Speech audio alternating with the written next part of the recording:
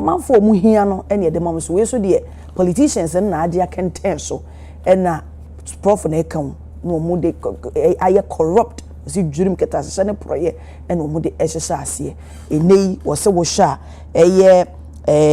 universities a ewo Ghana ahase no enko a ekɔ enimu duduo yie pa nti wonim die nti ayesi san ho na yekɔ amanone wo se World Bank African Center of Excellence or more specifically no mama set universities or universities in Africa including Ghana provide specialized training ewo ahase nti afa ye de ne sen kukuru sike wo se ya amanyofo na yemfa so mo no embo wo mo nti na yebedi eno so ehu enkomo sa so and a galamsey fight it is a marathon not sprint we will win it honorable Amakufibua onso achirichiri mu obuma pipon say ko se pese ese nya medium scale because here large scale mining or small scale ese itiminya medium so nyina measures ni bia review so koso bio ahodo no amendment and so koso and so ye ni nyina bia de koatia galamsey minim se before be pion be kase na state of emergency no wo hin no ye declare ma se de aban ebo de rokas galamsey aban dada no amon ne homodin so mo ba na bebi so mba yi so no aye lukadaya e hu se de esi kona eba tie no so yebedi ho enkomo Alfred Thompson MPP communication team member or hase saso na fia kwanchewa movement member Emma movement for change misaka chense say they was say waye abodie foforo enkane no na ne phrase say ne ne bie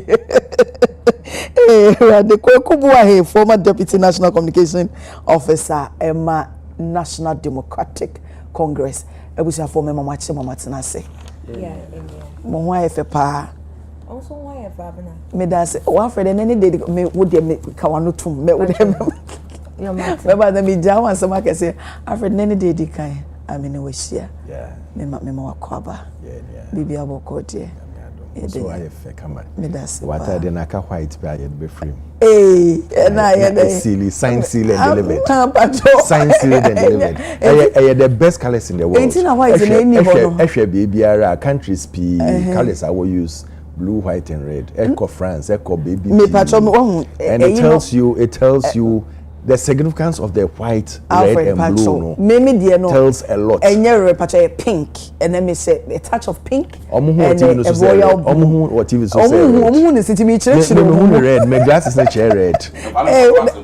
Pink. My glasses not blue the white there. Blue the white the ocean there samba. All your diabolics. Alfred. Now also then also white also come. Red. No, actually, white is here then. Obviously, this is red and white. Then none are red. I'm example. It's all kafantin. To most of my kafantation. Kwaku, na mu de movie kwaku. Bibi kwaku. And then maybe me yema to hold me gusu adem pai bots a which me share ni mo. Appointment once I mean share and my money share. Money how ba. Oh me pai. Nyame aka nyame beka se nyame to crack e beka se. Erade kasa. Me share when there's a mama or blessing. I go to receive it. Say amen. But on a more serious note, the way we trim we go from no. I'm so proud of you. Keep it up. Because why if papa why patcho and unya mo bia unya my wife okra de mama me that's mama yes mission why we same ho da be me san ho efia say ja say me fikuma se na baaye ti me baaye se me ya role model e wa kra na me to me penetrate into the system it I am a status it is a man sha ade asama to me efia kwanchewa intimation wadaruma bro hwase na mention efia bibi aboko nyame ado boko me ho ye pa weda no so ye kama na mo ma wana de me aya wa de me dodo efia aha ye kwa ho acheyo enti arefosa no ga je arefosa wode wa de me nti se o mo kadigan ya mo mre me ciao na ma na anya fo e me de me na o ma na anya fo kwaku ye say enkomo ye komo bonase na nanka me mamu simesima bi nanka mo de atie fi hotel ba ye bre ne kwa na ekonti se bi obi bi opese wo kan sa na yakọ ne yasem no so but me yenhye yenkomo bonase said the professor Ediato Ijano no say foreign degrees no yen channel money into our local universities no if you mama sha se mfemfi ho ye ocheche ni na sama yo prophet we dey mama nchia wetiefo ne wahwefo nyina o se me ye cheche ni die ene me mfa kwanja we so na me nchia me school for especially kitchen staff. Yes, I am me who debate by or no, and your no, and no, Islamic Senior High, Kumasi. Kitchen staff in one over kitchen staff, any staff, teachers. Last week, I was sending me a message, so multi staff room, Alfred. That's a one by fear, but we my sister, I know one angel. Oh, sister. Cape Coast, Ostandi, a parliamentary, 2012. Nori. Nori. Nanchemi. That's the way we need. I mean, the first one was born at Dalaga.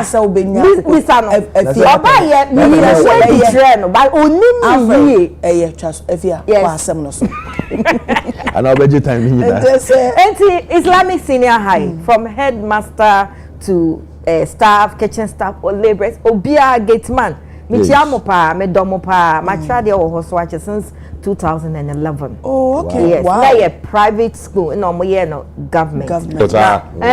The government and so no. Abaya media me ba school where me who say they've been good to the school. In this, no credit back up because almost started project akesi bi wo ho, and project no almost started you know. It's nanka ebe bua school no. It was very neat. Story buildings akese. Unfortunately no mu co-position. Now we were thinking say enka aban foforo ne ba obeba be toa so ewie amankwala no. No mu just see ho no mu ko see foforo.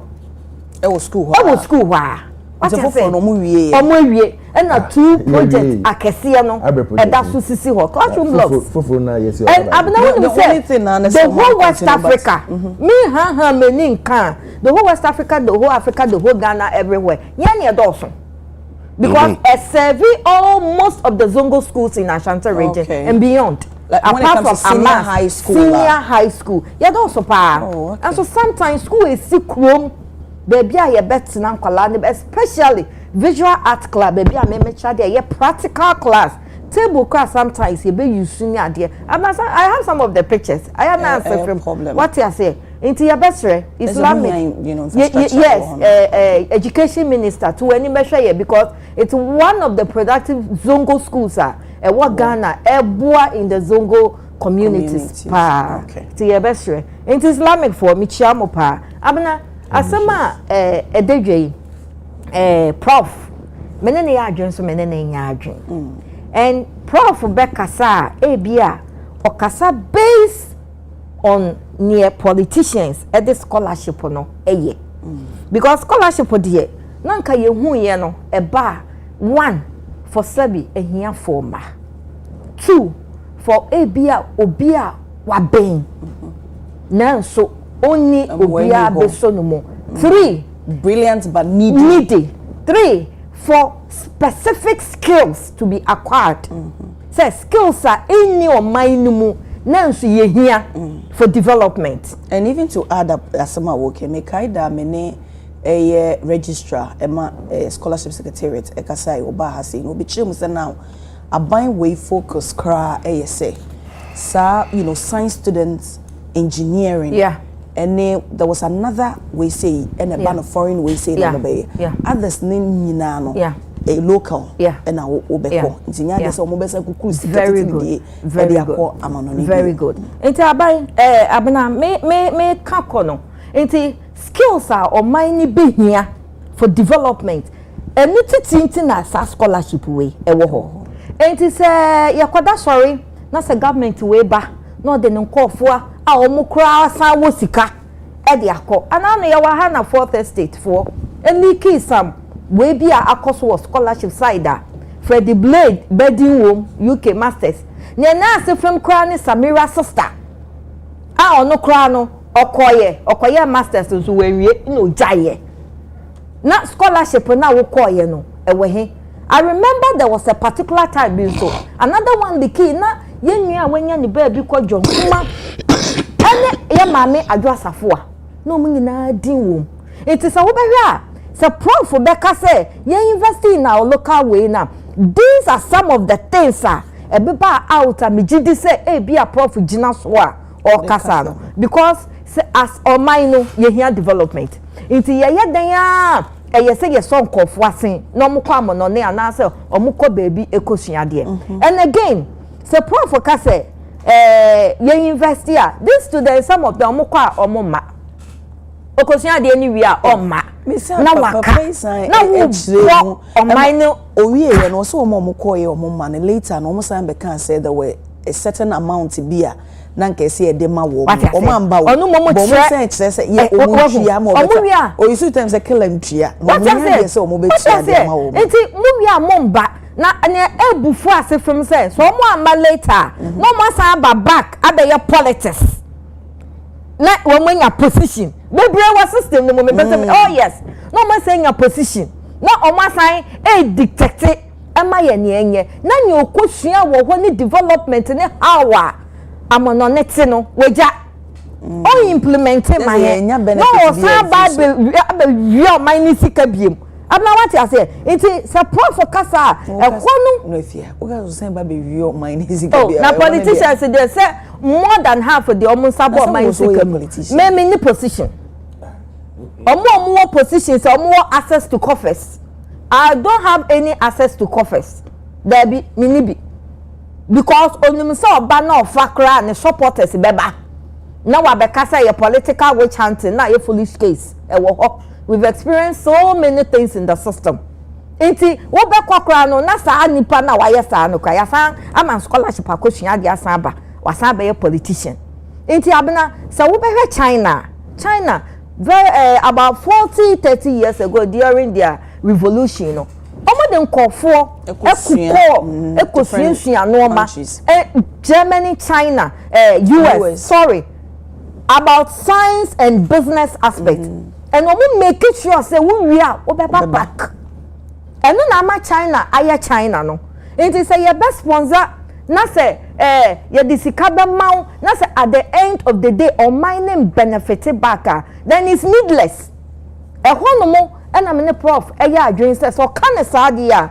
odika but on the contrary no o mining so here skills be a yen to me provided in the system it is a wo sponsor akola no na so kwa e say making sure say akola ne beba back and I say o the terms and conditions to scholarship no ho scholarship one say nipa na ekwa I say at least okwa there must be a clause say you must come back. 2 I say there must be a clause say there must be a guarantor because scholarship so no mo de man line so mo de matra ya the list ba party full soldiers honorable me here one farmer now on to man it shouldn't be that mo de matra mo de matra na o man farmer tranka Freddie Blaine is Amira sister ni John Kuma na eyi mo na esi de be go through process and the process no abena process no and process it me process ma witness here me follow up on so no me kai time opanyini ba ye no there were people even obi message do abofra no results tag no on Facebook me no so ma randomly one kase wo fi aba na efie nye Matthias awo mo abo nipa say no na maka say it should be for needy but brilliant no but make conditions say say omode ma omo make sure say this scholarship we no say emu ebedi mu na omine nyamfaso wo ho a say omode terms and conditions be to one say guarantor bem even so you need the crown na say guarantor bem but guarantors wo mo guarantors wo and omo mba nso sika na retrieve guarantors wo and omo kwa omo mba enso sika no ye retrieve how me that be na what to say scholarship group way omo akọ omo amba omo sika ye retrieve e bin see that woman na what be that they say there things I'm not what to be that measures in place. Should be exactly. So yes, no back very strong. And again, I say you universities in Ankasa identify students or here not politicians. So university lecturers not trainer there, and now teacher, now even secondary school teacher, headmaster. One politician won't take classroom. One ya klani flow. One ya klani interact. And this university lecturers in Ankasa identifier. We have a lot of universities around that. So more contacting or more, they will be able to sort that out. And again, kanesa, sakolani beba ejina omaino so. So you hear skills are not back into the system. And I say a human source system no more. Abena. Make a 24-hour economy. No, there be a make say 24-hour economy. They say a national policy, not political policy. To say free SHS. It is a national policy. 24-hour economy and this is for the abbey. No advocate say a national thing. National thing. No, we will need skills. We will need people with technical know-how. And yes, they try a day and no aka. Not 24-hour economy and in the more no. It is no. So who ya ma scholarship bra back na ba buana 24-hour economy no enkoso bra back na enimdie bia wakọ akwai no omai no enya no ho mfaso. I don't remember the last time ye ka say ya sponsor obi omai no enya no ho mfaso.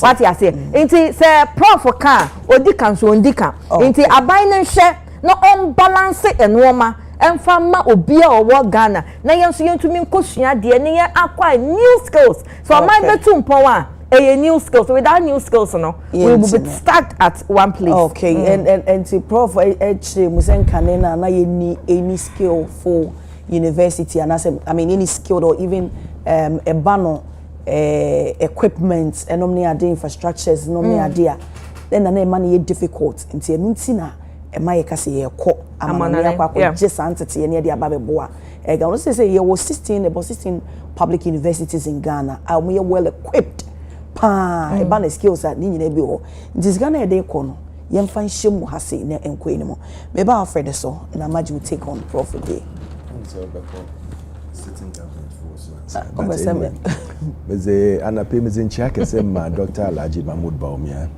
wo Juma Zina Orye no ho mesre nyankopon na mpaebo na ngopa ensre no na adwen pa okita akuma pa okita nyansa pa oza hye no mu a nde yerika sei nyama pia ozo tutu na name ama yem government war benefit wo hon yakopon mbo ekwane man no mbra no beyi ne do nche gam na man na hye nyina ye hu de okita adwen pa magana no so wa be bi amayen yakopon shan ene ne yer Samira Baumia yakopon shan ho nyina mreba asemidon oye asema oye dew na I've always been an advocate for unhona me feel there or a day etukwan kahwe na eba because nyama pi wo ho a yere ya we don't get different views of what goes on. Sometimes this scholarship is not just because our award scholarship, but because they want others to go and learn other cultures, other things and go outside. Now what ba we tum that's why we have the diaspora network, because they are supposed to come back and come and impact certain knowledge into the system. Nancy onche bia moko holiday kakra. Na me hwe UK, na me hwe US. Na me hwe the road network in infrastructure on skyscrapers. They be overpasses. Now sometimes it be a 4, 5, 6. Na me bisa mo ho there. Why can't we do this in Ghana? Me dey ade amaya me come Ghana say ewiem na da ho kakra. Asase ne bi ni wa. At least ewiem dey space wo ho. So some of these things you ask yourself there, where did we go wrong? Because I feel that most of these things, and I insist that this cutting of sword in President B Ozenizin and a minister B Ozenizin to do their own here. I think we should pass a law to stop it. Because all your them was a complacency P na ozeba or man. People think they will let me just go and do this one thing and put my name on it there. Emi na mebeye eya or Zongo. It's part of your development work. Until everybody should be accountable to everything you are doing. But asama working, when you say more man your free so. Mo ya de bia mo yen omanfo no feel it say mo ye mo bi. O asama wo kan say see you. If I'm going back. Eh wasede say wo ya. Yes. Anka you so entitled there or there. What you are saying is perfectly correct. But when you go into politics, na etifie na nkoforo bawufia, it changes you.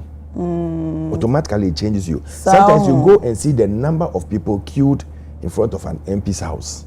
Ebisa won there about the MP or bad there or better then. It's a hand go hand come. We have to sit down and look at our whole political system and see where we have to correct it. But coming back to the scholarship, courses P where I believe there, yes, we need to let people travel and see.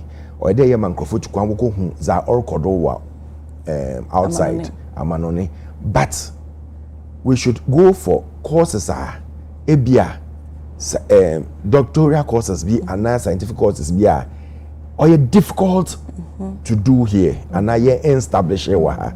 Then based on that and the few funds we have no, let us increase or establish our institutions well. First being universities are Ghana higher, I think 3. University of Cape Coast, University of Ghana, University. Then private universities started. Today Central University now, other Methodist University now, all these others came in. Really a simple by a Then when government saw that these private universities were coming in, they decided to now expand on the university base. Because what was happening was that those universities in Ebehuna UCC was satellite university were Accra, no what Biso were Kumasi. KNUS so was satellite university were Western region, no what be Wase. Then we had our friend Legon, also was satellite university were Kumasi. So they were just doing, but we needed to establish and open up our university system where every region should have at least one university there. Or it one creates employment. 2, it boosts activities and also trade within the system. And it helps to also develop and grow the region. And these are all things it came to hand that every region should at least get a university to help establish, and it helps building your nation up. So we should sit down and refocus where we want our priorities to be, where we want to put things well, where we want to take certain things out of this system and redirect this nation to the right path.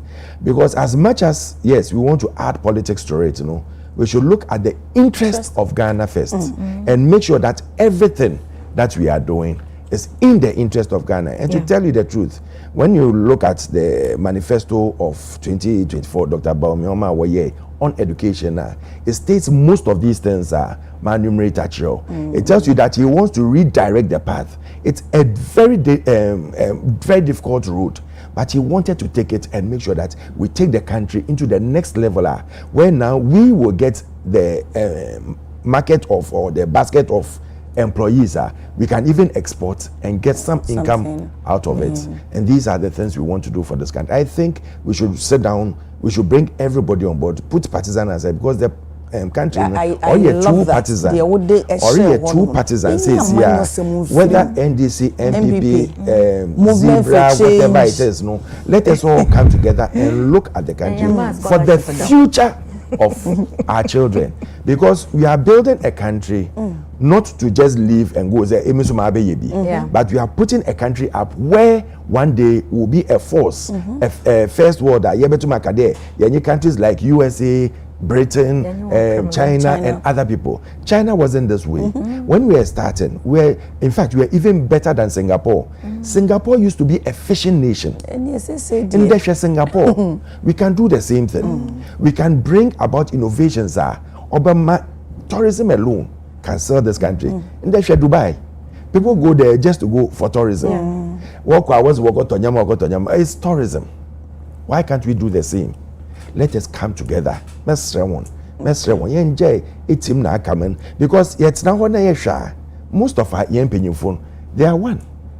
Empenyifo won na was the Chabedechifon na what cause plenty problems but Empenyifo nyina wo ye ko ye nhwe na ye nsi omana oboboayen and I think the best person who can do that is my father, Dr. Bo. Hey, I was saying, I'm politics.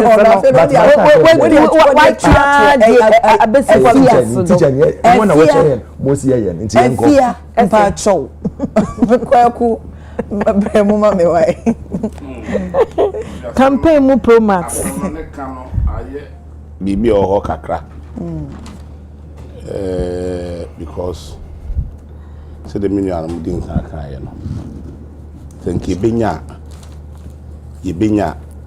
nka yesika kakra ye wo memwa ye de be training ye nkofo e wo memwa on say first na school ho den e wo Ghana ha pa be wie school no obenya admission be wie SS no obenya admission no akọ university no obebre yie pa but nei nyame adaroma universities ni bebree bu courses so no bebree a yekoye no abuchire ebi wo Ghana ha nti misusu ye se ye besese sika bebree atese ye se nipa baako every year bia you spend almost 30 million.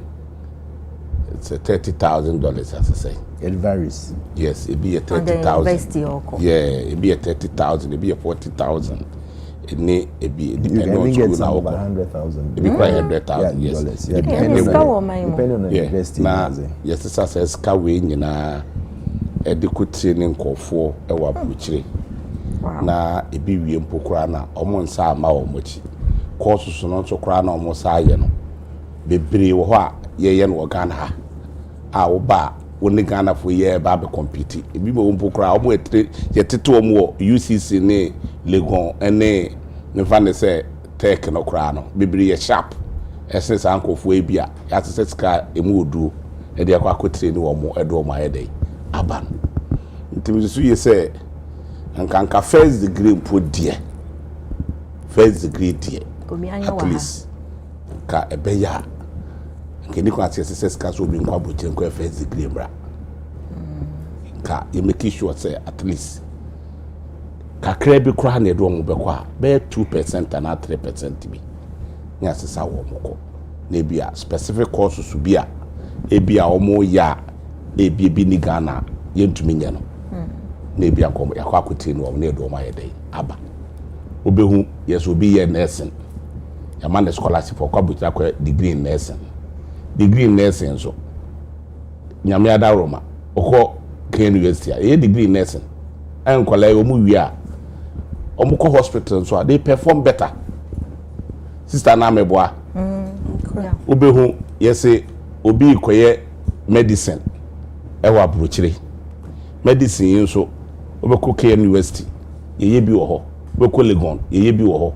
Enkola yi school akwa hospitals na wa ya o ma na perform adwuma ntinka wa wie no na bia 1 year bi okwa akwa special course bia e bia specialization yes okay ene ye fa ni pakakra nkwa buchire na bia bi nkoye specialization e wa ha doctors ne do maba the same thing applies to nurses and as even teachers impo na ye do makono waba accountant sa na esenke ye no ba we die politics nti ni asesa nkofo a kombetumi a yetre no mo Ghana ha na yasesa o mani sika na de akwateto mo na teachers te Ghana ha na obi a professor a wa chira de university dey pay kura 10,000 obi a medical doctor a wo hospital dey pay 5,000 how can we treat our people like that 5,000 a day within 100 Ghana is say the level for a cry say obeda watatade ansa na obedru sa obeyo PhD and natural masters no ukromufo nyina e depend on you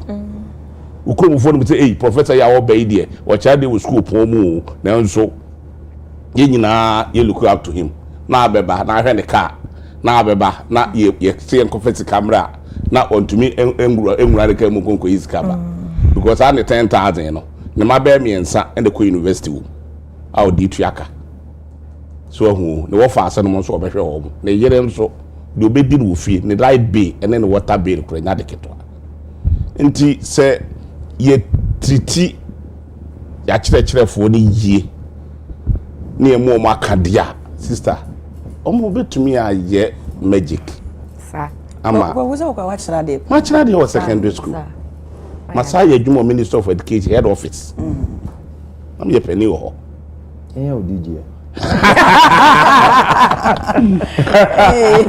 ma saa yɛ adwuma wɔ Ghana education office head office ma saa yɛ adwuma wɔ Ghana education head office na me inspector the whole Ghana I'm not in charge of maths and science teaching wow from secondary school to down school to akɛse Ghana nyina ma kɔ akɔ and on papa worried apa said there o mu si kyerɛ deɛ mo kyerɛ maths and science afia the teacher maths and science teachers so the battery nti politics nti the ja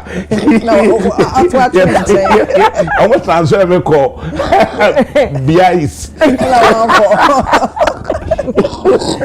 I want call that I don't transfer what to go here so hadwen what it just me base you be a china me fa wo ko te de be to me magana I'm say mo fa moduma to me magana me to me man grade I'm say mo fa moduma de nyame aya me mo 3,000 na 4,000 na contract to let you any MPP back here but too much na you wale enti ye hwe wo mu ya sister betumi aboa ama yenya the needed manpower ihia no memwa na yensese sika bebre ne fintada na metie yenu registrar na oye yin yes e ka e da ho a ese yetua enya de ketwa ya kwan bebre na enyi yes schools bebre nsu otutoi schools ni bebre akrosu obukonkwala na nya ba bi I think some week here mum so one of the papers no published by Ekaya didn't because of that wo mo kojentete ye no omo san be bo ma ba because omo nti omo face so wo ensu otutoi be ko hospitals bebre be patient no kra betena kra no chefs ni bi kra ni ho kra omo te na omo gire na ntu obo na se ye wo sika kese ya aden na ye nchemu be miensa kra ne mfa mienu nye project wo memha na ne ba ko no ye betete omo abaha because obi ahia first degree ene hu hia second degree de obi a to me different courses meboa yes omo ye lawyers bebre e wo Ghana ha bebre first degree and fan court ho kura okoye no but all the me pache no your doctors be brom your lawyers all the me pache no yes your accountant bebre ya omo ye lawyers enti first degree ne de eye basic a wonya wia the top na de course bia obetumi ayede ai enti mumma yenhwe na kwan ye befa so a se be ye betire ni yenkofo no wa ha na kakra so betuma kotire no omo abuchire ni edo mo aba beka ho no abaka na omo kon so a omo make sure say omo beba omo aba be serve Ghana ni hia wo mo because na se omo su na ye me ya sister akọ obi ho a ne ma me ni bi ni papa ni bi ye de ni free kura ase ye na kotna abuchire so onko ye course na tika ne nko adwuma so kure bi kura wonya bi nye oda me na kasa na me kasa ma Cuba for ba bia woda Cuba kura ko de adwuma na wo kwa koye otu ne mo den ebi to kwa African countries ya me de me ya kura de ade ye tesa obukọ African countries kura sa kotire ni wo na se me tete ye to mo wo emsese African countries ni bi no mo so ye demonstration say ye ntua wo mo ka o mo allowance man African country ni asa tesa Ghana for na takotua dollars our baby but South African country the omo institution here well equipped dear well equipped totally level connect na check African best universities Ghana those African countries are usually French speaking countries then French students know they go for their third years in those countries to go and learn and they say you use say mate for bebre na they have to be paid for so on abanity but speaking with that the message there are people out there already I am on scholarship and it was being paid till Omobaye. You can investigate and everything, but please don't let the children be stranded out there. I know they are, and what they are going through. So that we get them with conditions. And we should make sure that we let them understand. Yes, walk on the mess in the yes, because some of them, when you hear some of their stories they are talking about, even going to school is a problem. It's a mess. It's not their fault. Say they have that scholarship. But it's good for us. It's also a way of selling this country. Yeah. No. Professor B sent a message from KNUST, Professor Isaac Dazi. Or say scholarship or no. omo ma guarantor. Yes, or say guarantee or engineering or say guarantee that is what he has said.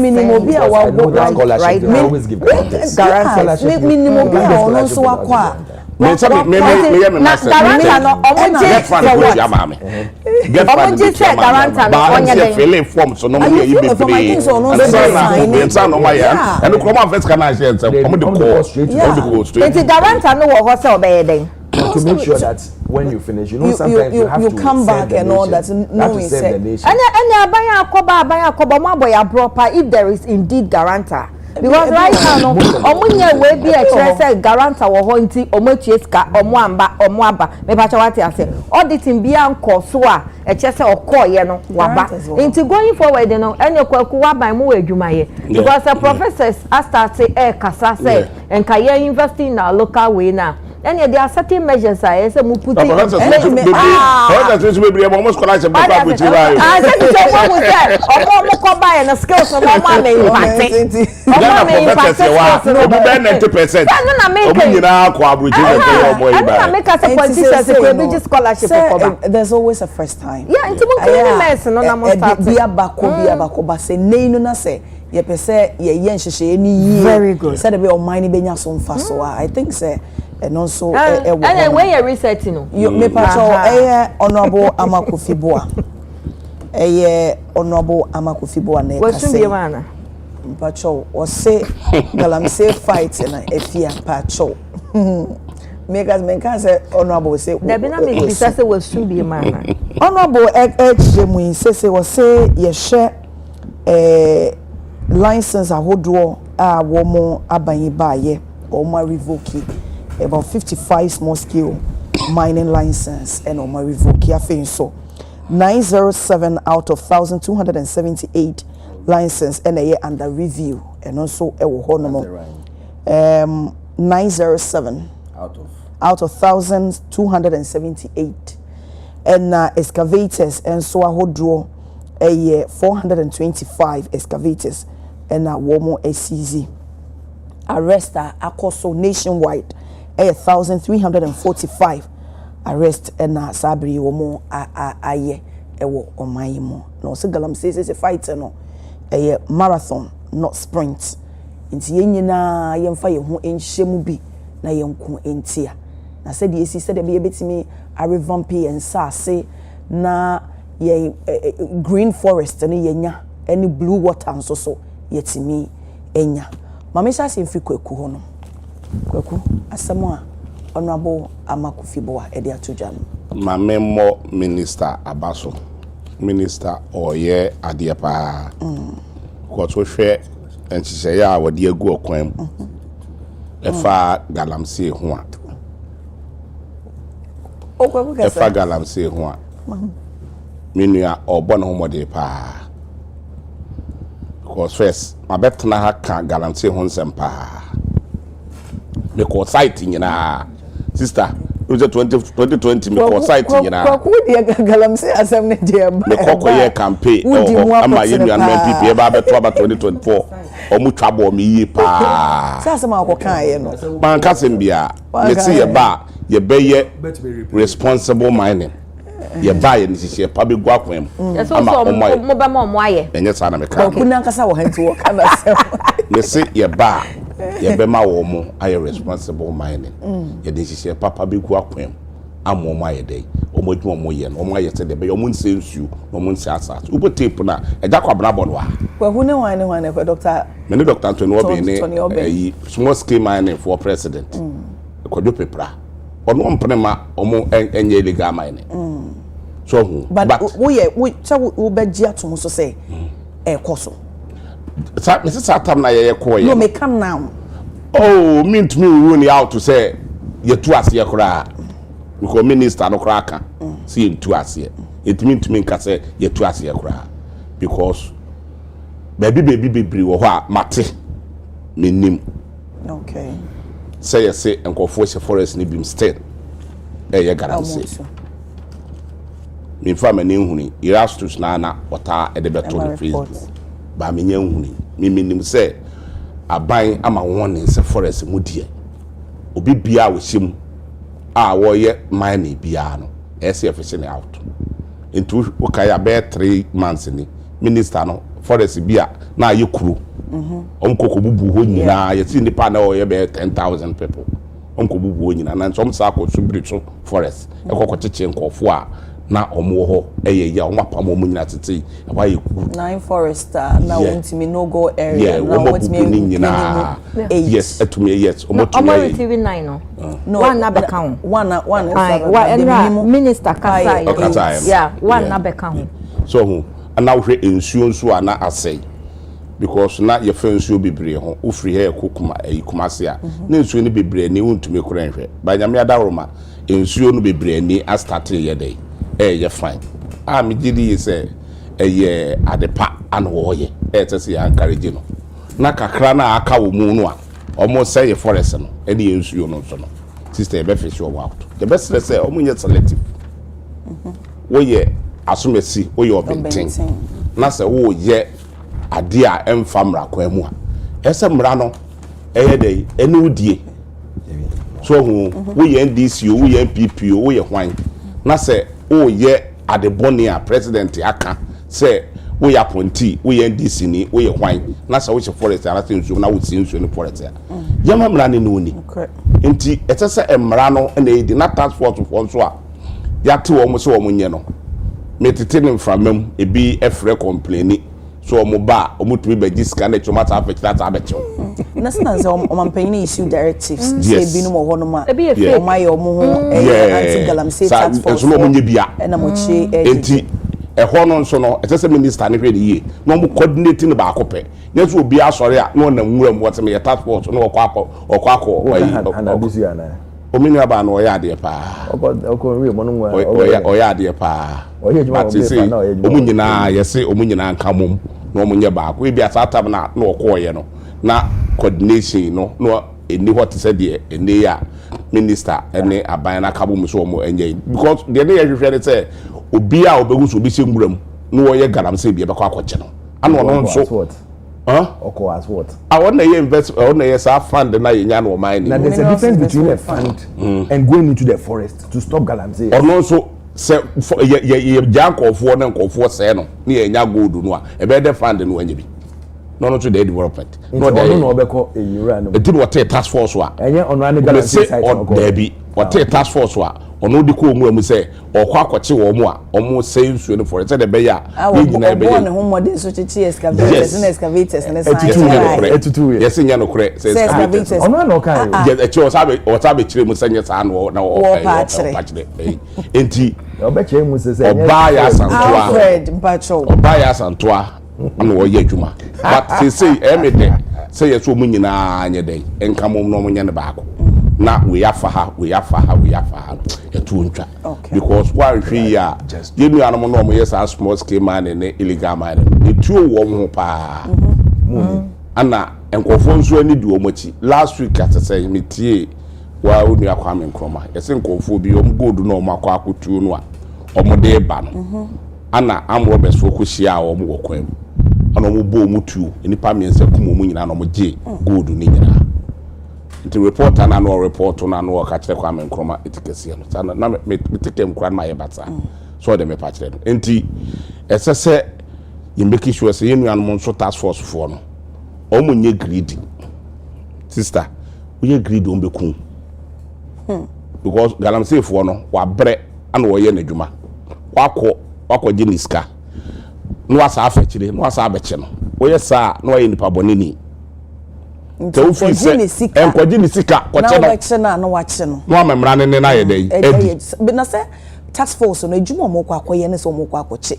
bebre sa information ye nya ne bi ne say yes sa na say woche but information me will be frame every ho will be frame nipa ba ko bi aframe okumase pen aka kire me say ye ne mpanefo nkata na tax force fo ne bi wo a omo ba no ma ba badwo musika no mata afekire no mata abete so mo machines no mo hwe ya omo de asembeba ti say eye no kore dia basa kwa kuna say we take more further investigation me say edidi atama ye di me no it doesn't matter by 2024 about your mind bapa me say mind papa me say edidi atoto man papa na me koye ya di mata me say me nka mine ho asem me mfa me ho nyim even omo kọ campaign kura 2024 no position to me nka mine ho asem me nkofo bebre ana ye ma omo ekoye omo na to but it's a collective idea ekoye say na they see in some show ba me ankata me di ye di atemoda nti kwaku sa wo kana sa so me so me ne wonya adwene me say me mfa ma no Ghana papa ye nyine ye hwehwe me pese me wura obi office me wo capacity to me akọ minister bi office me tumi akosi obi office akọ ka kire no ba me pese me wura obi office ne akata ebi mpokura akoku ban no obebu obi ho ban oba be yesi menye e ba ne nyina ye discuss no radio to say ya ne nyina ya discuss ba se meteki say di na me ko yesi ya frɛ say this ntini ya task force no and this task force na ya tie no ye be sere say omo a nipa bonifu afrɛ mu no mesere say no kora o munyai na omo nye professional job yesi omo hye forest mo nkwache omo a mo nkwache omo mo tika no so no mo tsa a mo mfensie mo tsa gold no a eya mo mfensie mo mfe bi nsie mo tsa omo sika mo tsa omo gold enye mo tsa so kora mo mfam minister mesere se mo ye professional job ye hia sika wo memo a so fit to nipa ko no ya de bone okokoche no na te gold no na wo beje na wo di gold ne excavator na ese wo di gold no nipa ko so ma wo minister no wo de ba to de me pa kire no na se ye beton ne de aye nkutuduma wo memo ha ya ton ne de aye but nipa kakra bi in the name no ma je no ma pocket ne de e be se minister so ma nani enko obi e be twa obi a no IGP ne asoja form ye yi no empanifo no ye ma wo nipa kro ho nye dai enkyere no na yentumi ntu ase si yetu ase yi a sister Ghana ye ho beto ye pa se nyame da wo ma gold board yaba a gold aye tuo no kwaku China ni anase India ni bi etumi meton fa nkwa buchiri kwaku me da se tu ya ne waton o Ghana ha na Ghana so yakwa akoton ne enyam fato afiri so na ye de ba be yempuntu nyuma e wo mo na me esidi e se ye gina ba bi ya ye gina ye ho to ye kwaku se me da wase ana watwa so ama me da wase pi ma member Alfred so ansa na be fia so okay ehun ekwa kasa dede I wish say na ke be born a tape no so that listeners will remind him of what he said. Now I mean you say no so madam for so sometimes no obo me buga oh the bomo buga obo me bugo na ka no kin na ka no wa ye tape ne ready na wa bo no bi ehun asem o kan say omo ye gram say nyina ya chi omo no say omo bad will release all of them to come and work because assassin here omo there. That is what Kwekuba said. If I'm lying, they should play it. When we are fighting a canker, men for politics in frame. We are fighting a canker, and you know how much money now you say they fight it? 10 million Ghana cedis. That was our budget every year to fight it. Omo buy no omo increasing it by 5 times. 50 million Ghana cedis. Now what budget so omo they fight a galamsey. We can't even smell. Say omo start ya na bibi wo why chair say galamsey no omo ejai. Woko minister backyard the office echi omo to galamsey wo ko bisa no. That was the time obeji na ho no sun ye no. Elembele. Yes. No office echi na ye to galamsey wo ho. On to me ye hwe wo ho. Woko Mahama Chrome, Bole Bamboy, you will be a friend Tutumba. President Mahama, sorry about that. President Mahama. Tutumba. Baby or your friend Tutumba. You two galam say wo. Ma say river bodies na wo no. Omo to me ye hwe wo ho. Drip machine a yeto say yen fan ye kwan at least in so to na ya ye kwan na ye smoothing no. Na ka se tumi afa so no. Say omo do two galam say. Oh, minister. Yes, minister. Ma warning. Minister. Ma places. Oh, please. Me pacho. We are. Sweet moon. Who am my brother? They say I'm a boy. My first year say ene. Me do be search here. Me see ebe more post. Into bank. Into daily guide reports by Alfred. MPP slums NDC over Galamsey. Oh, me boba. Woko tanu enya eni Jemara Forester. Omo tu galamsey wo ho obi a owo badwen pa owo adwen pa ma omanan nanka eben na afre one all the old tax force na afre former minister defense interior daze na afre one there Charlie one bra azi yepede yeje. It's a canker for the nation. What year and what were some of the challenges you faced? Let us learn from that and let us develop upon that. But what being as I why you want to bring there, everybody you're born under the previous government. Nobody in the previous government has done anything good. So when you go the political way now, Nkrofo so we are the same thing. As I'm out in a hurricane na yanti in at times say Nkrofo ko ho the wofa Nkrofo the gallant stop na zina work jiji Nkrofo won sika. Work jiji Nkrofo won gold. Work jiji Nkrofo won cars and it was unaccountable. Now actual machines. When they started burning excavators. When we have learnt say burning of the excavators will not solve the problem. Because we've developed to a point. So we know the next challenge. Dr. Bomiatina on can there. Yeah, gold for forex. Yeah, gold bond was a no $6 no. Gold for forex now, Dr. Bomia, yeah, at that time. Every gold that we to hand, yeah, talk. Now you find yeah forex reserve. Gold that we to near find cities because we were going out of this country to look for dollars just to buy franco. 400 million every month. $400 million every month. Now you're to crude just to make sure that we won't get petrol and fuel shortages. And also no, let's do gold for oil. Now yeah gold for forex. Or starting Arobashe was the man.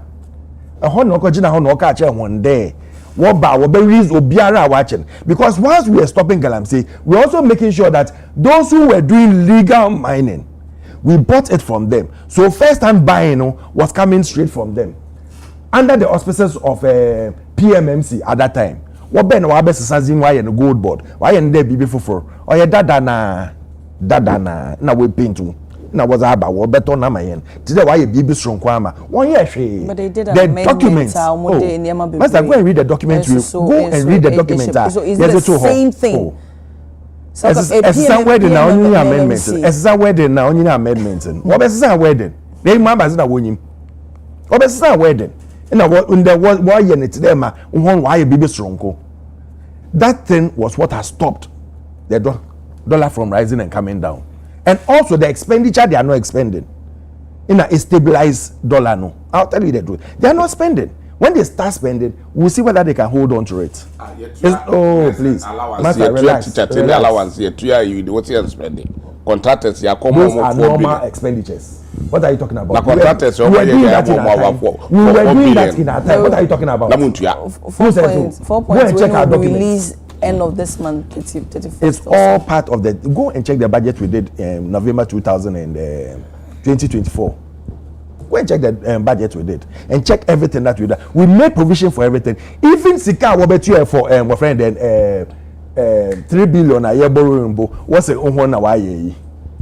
Even Sika yetu under the IMF na zena or the Yuchian. What's a one put na why baby strongo under the payment of bonds na zen. They said they had done it. Meanwhile, we had made provision for all that. So you see, NDC has nothing extraordinary to offer. But at least I'm happy. I'm happy the dollar for the CD to appreciate. I've explained the dollar CD equation to you right now. I told you it's the gold for forex and the gold for oil. But at the and also you are saying they not spending. How many contracts in Omodiama? We impact during your era. You know their ministers are crying. I'm telling you, their ministers are crying. That at the moment, finance, President Mahama, they are not releasing funds for them to work. They are crying. But we also want 1 year because we want to remember out and back. And that is why you think that everything is okay. It's not okay. Last, Obiba Mifi, in fact, here by Congress, in a conference or Congress, it's all about the same thing. Manyankufu ba Mifi, and I'm so one got to egg and brim. Egg a year if you are been Mimdo, you pay 60 Ghana. In the work, what's 85 Ghana? Is this a resetting? For a crate.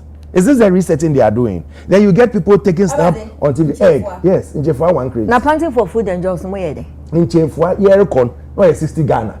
Worry ban. What happened within 6 months? No, or depend on the size of you. So write it down, please. Or you're 85 Ghana. If you don't know, go and check whether the size is extra big or extra small. The flat rate is 85 Ghana. Extra big, you pay more. 85, they call what you.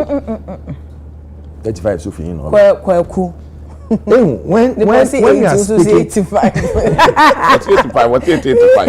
When you are speaking, no, it's between 80 and 85. That is how much they are selling it. That's the truth. Between 80 and 85. From 60 to 80, 85. That is the resetting we came to meet. So let us not, and I keep on saying, let us not do politics with some of these things. Galamsey is something we all have to fight. In the Galamsey born since previous. How many tax force I want set it up? Was set up tax force, giving them all the ammunition they want to give them to come and do this brutalities over the years. That is all they are doing. It's a plan of putting things in place for election 2028. Moving forward, what do you suggest? Say a minister, the same things are working at time. You are being my year stopper. It's a state of emergency. Immediately they declare all a stop no, so that investigations will go on and then we can start on a clean note. They should do it immediately. Because say Galamsey no born. CS was now wait you want to Benkasa, but I'm telling you, Galamsey born first. I'm telling you the truth. When you call people to the castle, and sit down and have a meal with them, can they come out and talk? So they should come out and talk. They should come out and talk. So you can say it like that, but my fan can't say they should come out and talk. Because the way I know work casa, and I say, what friend won't call Jubilee House, why is Zine? It's serious. It's serious. They were up on their feet. Mami Franklin Kujo said,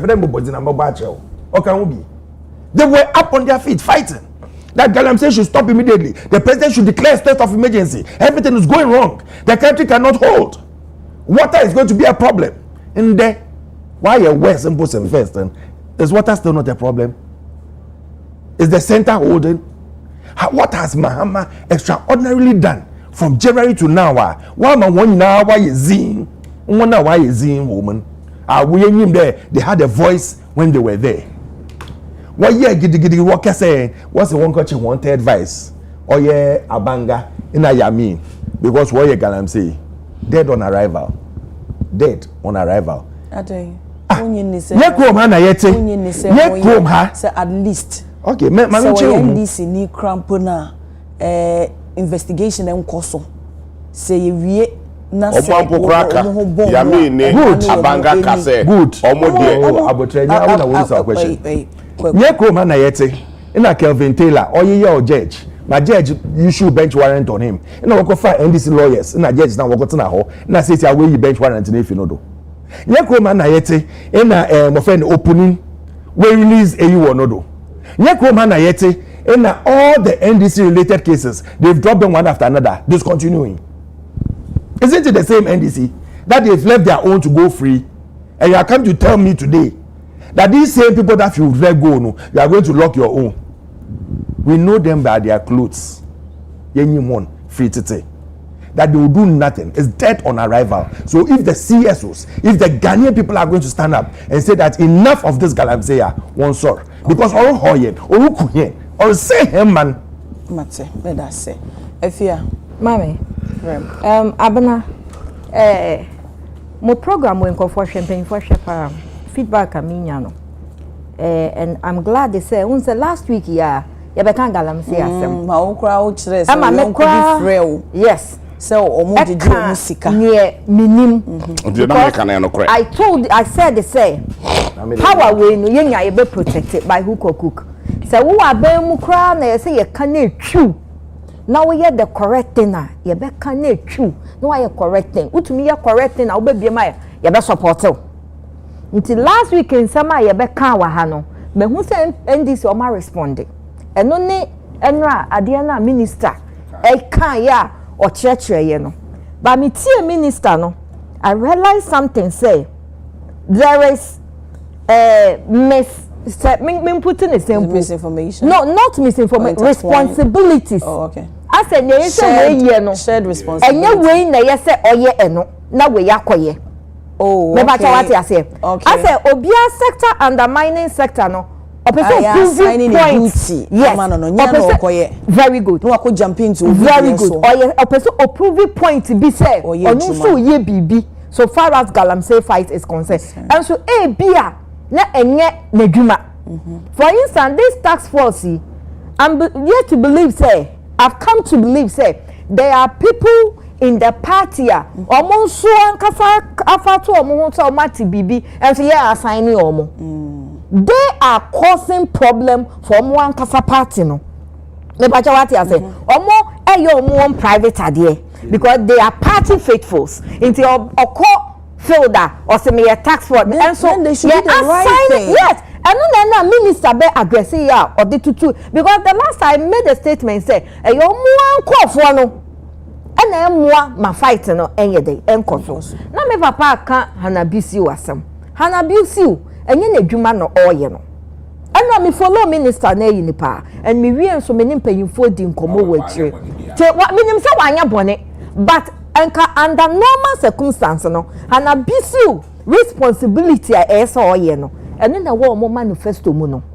Se obehwe no we educate Galamsey yefo no omo fan ne omo well being ene kwanya omo befa so a omo betena so far as Galamsey is concerned insuo ni assassin ni normal small scale miners so Galamsey no ho abeka men can say the right way to use but process omo nyina use no e kwa kwaye the same and then the same process whether minor wait as about kwakwaji to me say no abnati you can say but kwakwaji to me say and but process no be from no no want tie me so say the work campaign paying for share enti see your education na no hold on if ya yemma de obi beti ase say wo ka say obi akwaje small scale mining license Banijuma wo die no o etese Galamsey o dey say no patro no tie wo say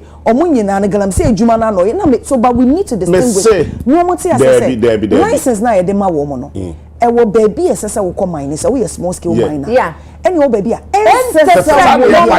is what we mean process na illegal for the family process na omo yi na video mu use no mo nya use the same matter but it's wrong they are not supposed to do that as so omo ye de illegal miners no eye what you say said ye be ya say illegal miner ye bet mo free home nti ye fight and ye fight say remember ye generalize it you know to ba me process we practice no we use no e the same process no but we dey no on say issue on say forest we dey no that process no the same to on the same forest it in the free we no Galamsey in the free we no start small scale miners now one distinguish until na person ye set aside reconstruction me ye normal omo ye proper administration be there no proper documentation nothing is within. But I me papa Alfred said nothing is going on. Asase, we say asase, it takes time for it to gain the strength back. And I say it take it even a diakwa no udua enye echinechi na ebeyeye. Previous government akwaba even MPP NDC I don't know make kan obi aye Galamsey. The harm has been caused massively at the home. May I am the say or say national canker. Yeah. Exactly. National canker say adia say adia bon adia just say atete no. Obe bread and say na wa restore ne back. Enti mesre. Oh, na say ye dan ya government bi eni ho betina ho afebo. Enti wo kwa na say foforo ba obeye ni ye ya. Say ye more time. 10 million to 15 million. Example be say ya papa ekrom Mahama Krom omutu Galamsey President Mahama Krom omutu Galamsey Chebi ahimfiechi Chebi near police station. The camera call here. Yeah, so omutu Galamsey. Omutu Galamsey. It's not true. Yeah, the camera call. Chebi brim. Everybody saw it. And so brim. Do you know the reason why MPP omanya strength kasa within shortest time no? I blame NDC. I blame them. Why do you blame them? Muchi want to me. Concerning Galamsey, want to make sure Muchi and Galamsey was bad. Galamsey. Oh, it was bad. Yes, or ye brim unsuo ejuma meboa. No, and according to the lawyers near then so become okay so money concession. No, it's not having it. Areas and now I think so one of the forests. This thing, Papa say Kasa say we shouldn't politicize the thing. Yes. But at the end of the day, this year no politicize it. Politicize it. Oh, politicize it. Can read by document on politicize it. Politicize it. Tell you how to control it. They've not been able to prosecute anybody. NDC. So far as Galamsey is concerned, because some prosecute Obi, and who say, oh, you prosecute who because within 6 months, with the 8 good years, Galamsey with the 8 good years, when to me and fight you. So we call Galamsey site, so we call Galamsey site. Galamsey site.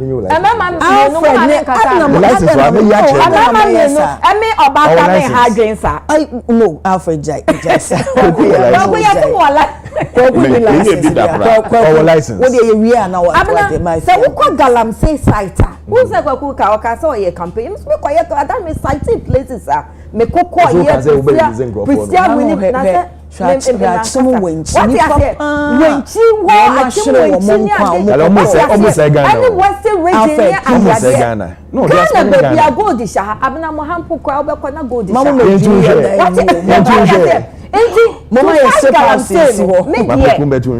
based on the minister de betutu dwano ene ne mitie ye no sa na tie de a ene dey on the right direction within shortest time. Oh yes, me see based on the mitie minister endra ni okeka ye no na wo compare 8 years ni o mantumi anya hwe achiche excavators a ebi yira ye ebi ye so mo jichi sika me mo galam say praise so mo jichi sika what I say can ye can any result, any impact. Yeah. When him say you together. You together. Ya can, but you yenya result. Yeah. Ya can, but yenya impact. No.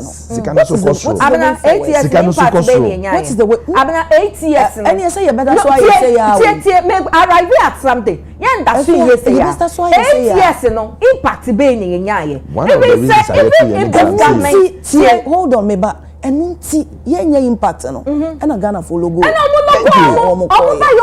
many years? How many years? Me very objective with this issue because hold on, ye future leaders. Thank you. And omako hwere wo monkwa Matias ordinarily no Matias say ke sikura Matias and you see who sa dey we year wa even to the tangent minister ti me won be esu wo Matias abana ya betna ha ne ye deda how maybe sa asemo how many years na government we ba wedi obi antumi nka say we di 2 years we di 1 year yentumi nka ba ye betumi aka say MPP di 8 years maybe say 8 years impact be na buy wo de yemfa ne say we mo omo di few months gold for oil no almost gold in the kwa your oil petrol you better so yet so but this ahia na yet so no yet so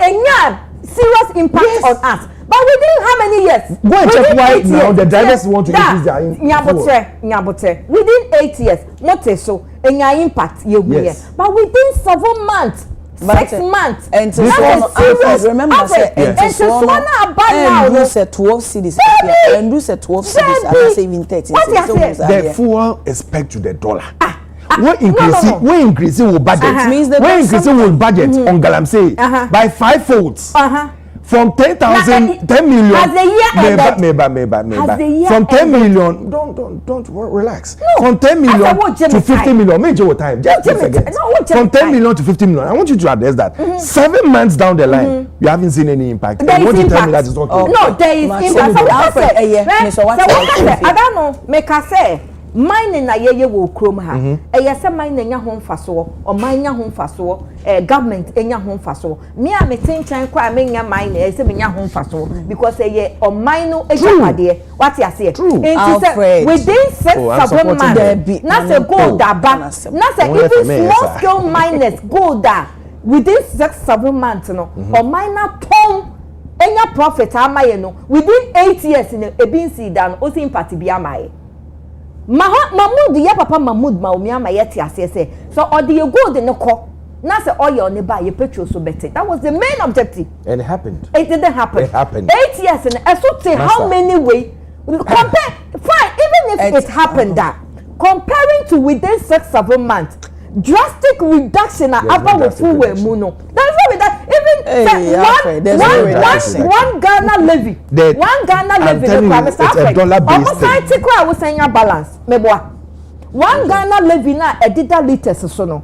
Almost antikwa o saying balance e we chire. Unless you be on person be can say enya no government spokesperson God say I will test asem. That be trust asem no. I'm being real.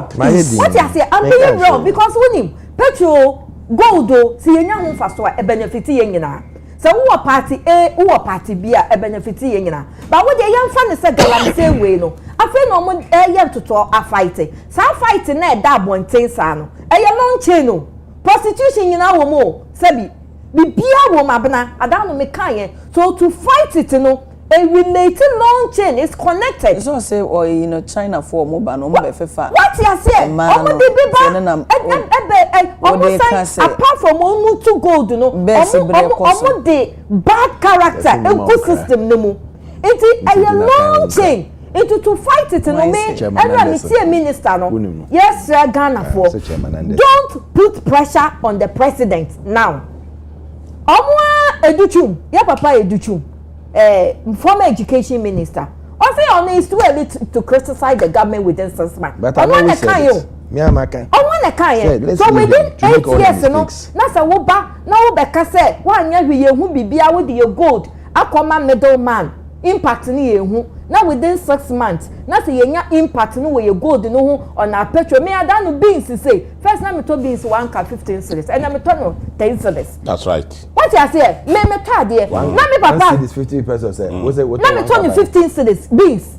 And na me to no 10 cedis. Me fia me ko malata. Me ko to bi man ko to we isle go. Ko to malata. Aha. Me say malata. Woni malata. Obi e no. Wo ko ko my Fred. Mr. Alfred a Jimmy time nyina. O ma example bi na ya me kasa de wo kasa concerning Nkosia. Mr. Staton Nkosia. Nkosia no ba wo select. Ebi akese bi enketo. E mo select. Ebi akese ebi enketo a. Esikafo to say Mr. Thompson no mo pakese. Amen. Into omo no mo to 85. Wo de mo 100 Ghana kra. Or better 100 Ghana ebi 55 ebi 60. I'm telling you. It's not true. Oh. It's not true. Oh. It can only happen in your house. It's not in my house. Yeah, bro. Next week be 1 crate. Next week be 2 crates. What my bro 2 crates. Na sa wa me gene say. My bro 2 crates. Enti mesre. So mo to be 100 cedis na say. No, me catch say. So no wo sika no. Akese no a efese no. Crate in your tone say. Crate it varies with the sizes. And it's stable. So what's it be 100? No. Asama me ka want us. Me say ye 85 akese no. Esikafo sa no the more 100 kra on beto. Aha, that is what I stated. Mr. Sadie no within 65 55 enkete no. Ketenkete pa say unse nkoko no mutume to nkete. And there wo the more be 60 kra sheni. And sheni. What is it? Every yes sometimes.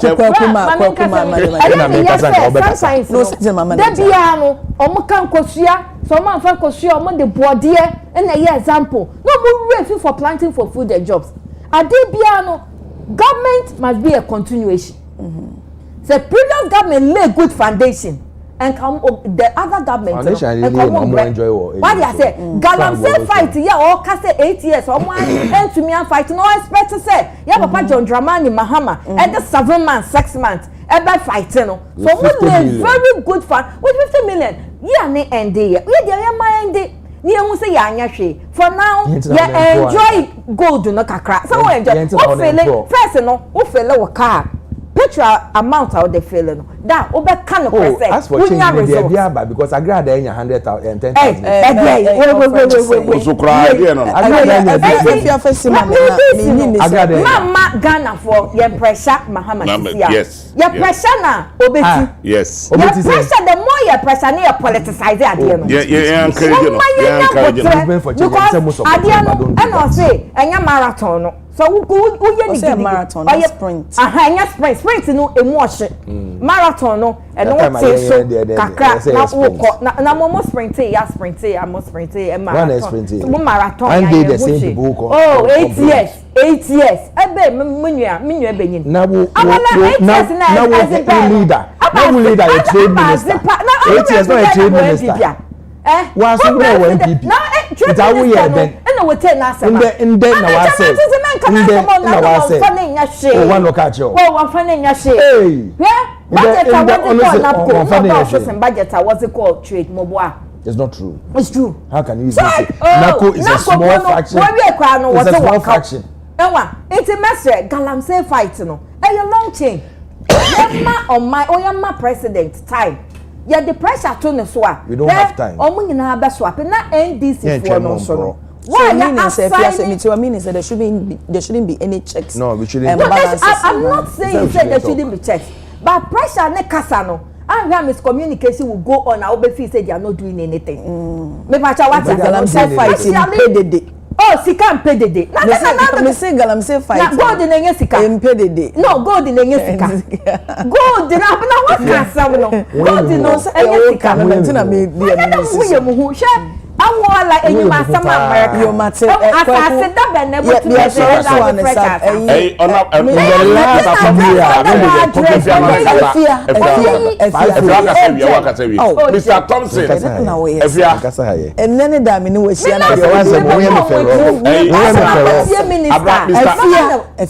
Mr. Thompson Ekasembi say dream for matching. Omo de guarantee. Oh, if you want me kasa. Mr.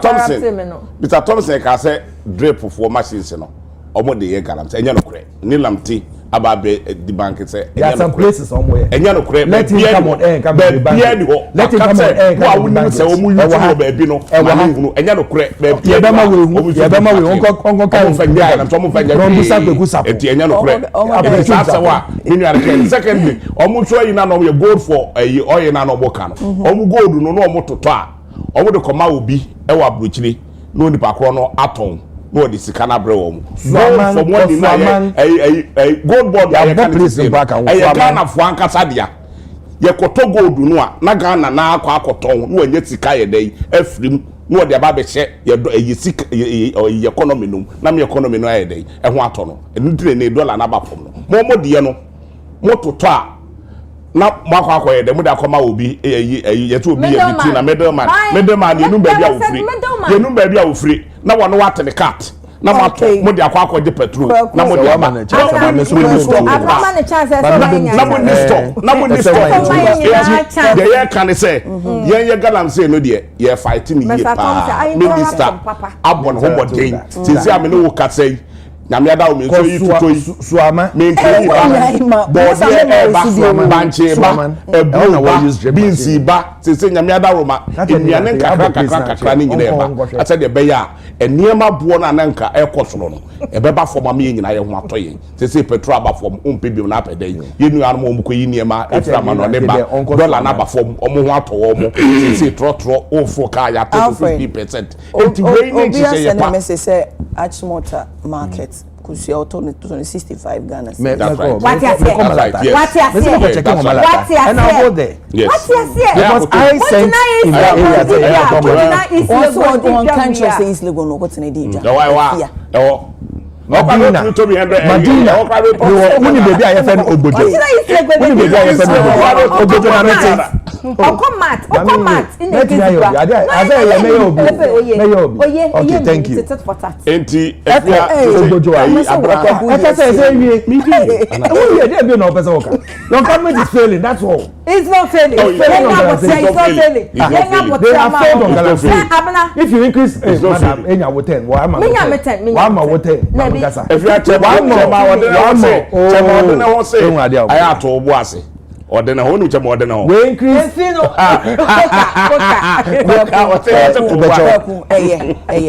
my sister before I may forget Mama Auntie Mary Nutuga and water crowd and then 80th birthday never Irene or no work school no or say oh man happy 80th birthday why as in Yakuponshan finishing on this galamsey issue. Nilante Vanderpoel, Uncle Swaman, the state, the local DC Wohono.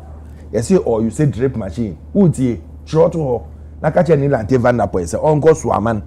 Ye Wohono, even drip, yan fat drip coordinator.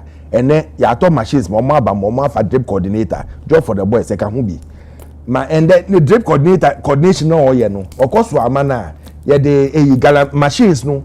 Yet be ye kwai no or the tutu galamsey ma ene omo ton. If you didn't know, you should go and read about our galamsey book. What doctor did about galamsey? It's not about middleman. It's about two things in the gold for oil. Either you give it to someone who needs the gold and can give you oil straight direct, or you sell the gold and you use the money to buy the oil. Straightforward transactions. There is nothing like echo we ho na kofa we ho na kofa we ho. Now, I'm waiting for the time you go out of government in the next 4 years. And then we'll start seeing. My sister, if you say, my criticize you more. Me, I've been an advocate of someone who says that 6 months, please, if you 6 months is too short. It's too short for us to hate them. Let's give President Mahama some time. I'm glad with that. I gave him 6 months, but I'll give him extra time because when the mistakes no does, I know when I'll start. But for him to increase a budget from 10 million to 50 million, my budget in there from 10 million to 50 million. No. Within a month, you have to see some works being done. Within a month, you have to feel the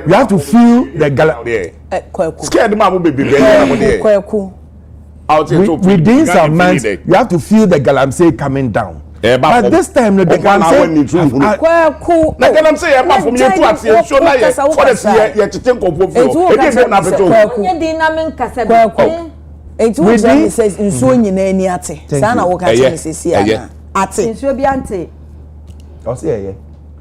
Within these 6 months, no.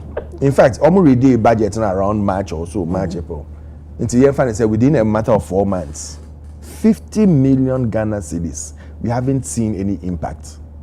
The most impact I hear, they say Accra Danya $10,000 and all the year. Oh please, oh no. She herself came out to say. Don't do that. Don't. She herself came out to say. Didn't she get $10,000? Don't. Sister, please, I don't want you to speak into sir. No, Alfred, Mr. I didn't know what no, it happened in this country. In this country. On your $10,000. I got that in what papers. Oh, I'm not. This is the first time I went before when you it don't go on that tangent. Don't go on that tangent. Thank you.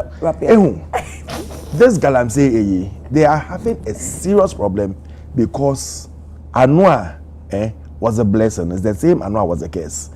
When in the last few years they used galamsey that galamsey ma why please galamsey ma wa say kro hanyina in the last year. Look at the things they did. Demonstrations upon demonstrations. People are even hospital they stop them from going to the hospital because they said they should stop galamsey. They should declare a state of emergency. Now one declare state of emergency want to declare state of emergency. What is their problem? Isn't it the same galamsey? Aren't they the same sites? And they the same river bodies. Advice koso na they are state of emergency. When I say Professor Jampo. Or say they says it's your pacha. So it's state of emergency. Says here we feel lecturing no. Declare sir. There has to be. But in 2024, in 2024, he knew that they could declare. He thought they were not doing consultations. He thought we didn't have river guards and everything. They had people who were driving all over the rivers, making sure that they will not go in and do the galamsey. They had people in the forester. Now worry your forest, Juma. We are doing all that. In the Wacha and two forester says I want a galamsey war. Wacha and even President Mahama and Tutumba ni area war a galamsey war. Wacha and Sumana was a drip machine a galamsey war. They should stop doing it. And they've even showed us that now they've increased the funding of galamsey from 10 million to 50 million with no show. If you want to I say, Sabi, na uwo oba, wakofa oba, edwuma wono. Ebia na Sabi relationship na owo mu no. yen kipu ni ye wenya ahosiesie ye what you say me papa Alfred the main problem is budget now omo increase no and I believe say no women problem no part of the problem so omo increase budget no akosro na so no nothing to show it means the budget they increase no mess wo ho budget no enya no mpo na omo issue ye no. Oh, now you are the spokesperson on that. Oh no, I'm not the spokesperson. Not who is a spokesperson on that. So who is a communicator? I'm looking at a communicator. It is our for banana into the issue. What you say? It is our for banana say no. Now worry that you invest more in him to suit the way our panel. It is a government, you know, issue more. Your friend is saying fund into the sector. Now we feel say so. It because the mess there no. Mess na previous government jato ho no enu na make say government way obesa sidia within no nye onye no responsibility no onyina nchen no omo nim technical know how omo asset no omo nkoye but abna wonim asema e de ne say a reliable information kire me say ya papa president John Dramani Mahama o put competent men together no my day omo be can we normal fight galamsey no because who say me say galamsey fight no eye chain no so omo de no be na ye den eye afa na eba aside tax force exactly no it eye chain eye big way because mess na wo ho na sabi omo beto ye within so na ebi mess up no they've not realized so many things and make Papa Thompson kasa no o kan say bi say mess wo ho no he made that statement. It which really means there is a mess. It's a mess wo ho ninti no. Enti na mo ntumi ansha no ayede mantle no e ma that particular government. Enti me I have confidence right now upon enra ne me hwe ye ne mitie ye ne say ye betena ha omutie ye no mo koye corrections. Into going forward no I know so omo de normal betutu akwemu. Now within 6 months asabi yenya impact in our inflation. Say inflation no come from and you come from inflation come from in electricity control electricity IMF anyama na mo sign here anyama na mo sign condition IMF anyama na mo sign the condition IMF condition the electricity tariffs no account was signed on IMF that it's there IMF conditions there was nothing like that now you are speaking I know say no I'm not a speaker remember movement for change na that for she catch say no ne kan alan no catch ne say and you increase electricity more than electricity or no say IMF condition ka ho na you there's no condition in IMF that catch say go and increase your electricity also make sure you get your revenue mo buy that yes, easy. Yeah, petrol pay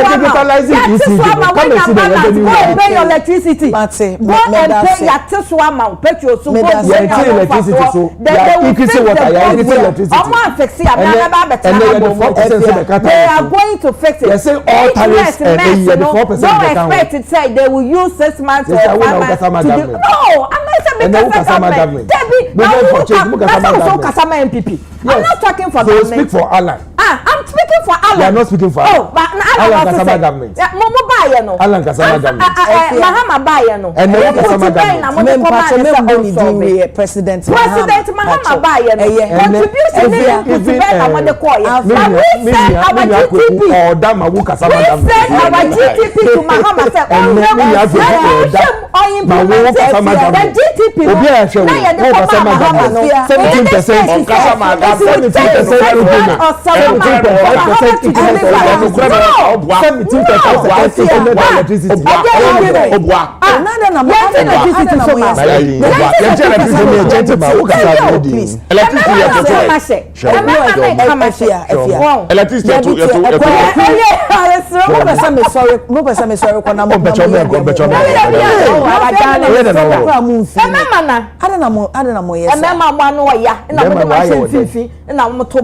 abusuafo ye beda mu nyina asa ase ne ya yes ano me ma won chia wo na mre no wan fa nti na na sa ba na ka ma chia wo ma ana me bebi me ma o be se me bebi o be se me bebi no me cha me ma no me ka se me ka se me bebi ko adana mo yesa o ma me chia o ma me nko becho me din chia kese ma me ma me se be chia papa Samira Baomia o ye juma kese pa wo Ghana ha organize youth no na youth ne omoni age omo hu dia ekoso e wo Ghana ha mpuntio ni ade a omo ye ne yie bra omo bo ne yie kabenya ntsia obiaro nti emeze nchia kese ma me ma me Samira Baomia oti bo nzu benya mfam sare no ko hu na enyije no ombra he nyina ye ho bitu oti bo nzu benya no quality say didi wadwe but efia ndidi mami nchia me nye papa sweetheart say ohwe me nyina papa sweetheart mami nchia me papa bi o see your friend o ejayaw ejayaw a owo eja heba motor station or your motor rider no baby no de meba okay me for motor or you very good they obema helmet kubema no okay me chia wadofo nyina if have them benz na ma any production team abna onso nchia ne because if have them benz na ma why abna mama nchia me papa John Tamani Mahama na me nchia na yere madam Rodina na me madam Metibo de Drusu onabo muntaka so me chia mo me manage mani nyina ndis impanifo nyina me papa ase du ketia na me nchira na nyame nka ho na ntwi da so entwi jamfri me papa unja julo ze me nka ho Mr. Thompson and there anya discipline I interrupted them na ndis impanifo nyina me chia obia me ni afele so foto kwa chen so me chia na me nka obia okay mate mame na mase abusuafo enen nsemo a mesremu mesre de bia me ye no mpacho me hia komi ye won say me mam won say mo ye man kasa mamo nyesa abusuafo na nsemo na ede epono so edi ho nkomo stop funding foreign degrees channel money into local universities professor Awandari advocates Asana Galam say fight is not, it's a marathon, not sprint. We will win it. Honorable Amakufibu and some of the two jano.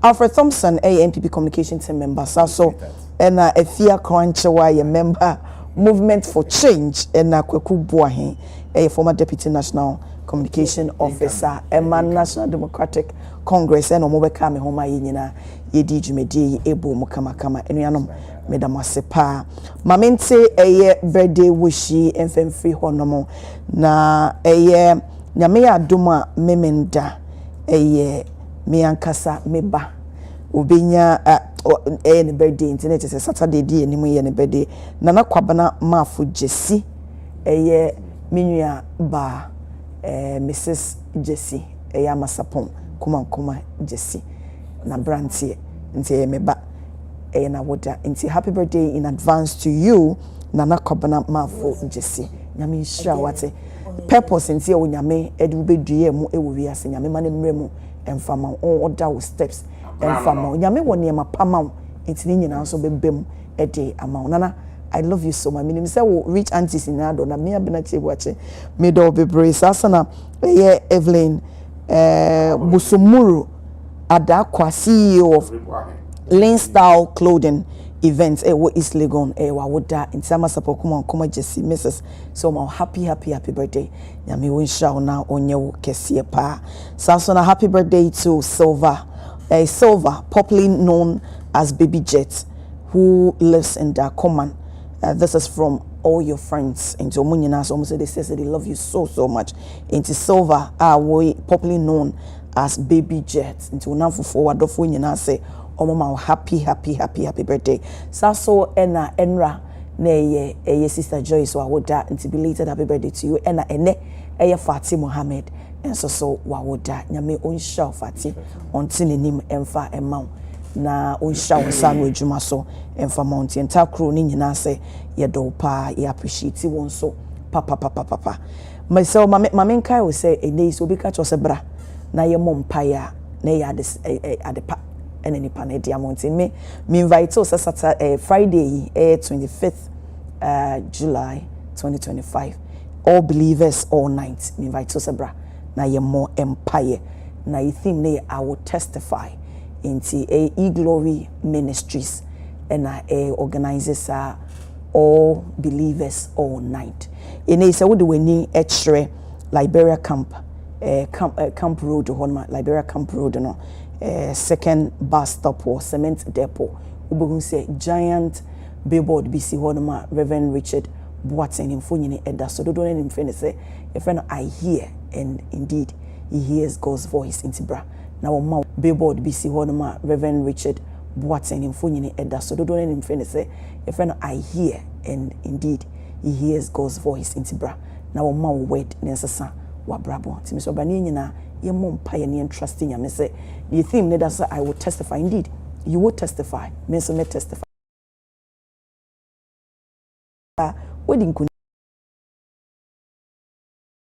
emfa emu 8 p.m. sharp ne ashase nti one month monya ba bi ntena nti bra why to me nsa de afrɛ part vintage said the ne me guest buy ye omo kasi iya bana wo aye fe part vintage me da se pa se we sisi me ho ama me ho aye fe pa afresan de atoso part vintage e work ba we top base e ho na wo wasan tete we bi school awo man tete ye kama e wo ba wo body no set sesiri sitie bia no obepamata ade ahye wa ma ebe fata wo sa atade wo bi says ntimi pa mi ni part eno no what was sa eye unipadua eni hyebre pa tiba no pamata ade so occasion bia wo ko bia obepamata ade no e de amount we be motor base osan wo hostel wo ho to benya baby nso na wada kama friend was 0242653361 0242653361 na hemiti e dia ene na Precels hair or na shimmy kama ubi mo ajunga na so de Google map on about Precels shim ube se do ba be pm wo honom na ma ho so ayefe panti mi do mo nyina se hye no so say odofo hu ye mobo no de ochina dom ya Adekye Nsroma e wo homa na ne na mid-year budget review finance minister be kwa ko pm wo mrahye bedwam ama kwa ko ready nti ho nsem so e ba be down to ko so ana ma ofidie no and United Television ma me fa seda so ma my able team enye mo kajumedi ntimi nkwewe pa adwuma pa ne modem a mobɔ ena ma yetimi de so from online backroom sound me producers cameramen obi bia and nsehye bibia no mama nka say I appreciate you so much bedamu nyana enso asepa enti ne wukoi onyame wuko onwuma so no onte na mu ne ma de wo ye bia nso o ma ne nyishira enfa enma midinde abena chi watch me na me no so ne fa de Macron.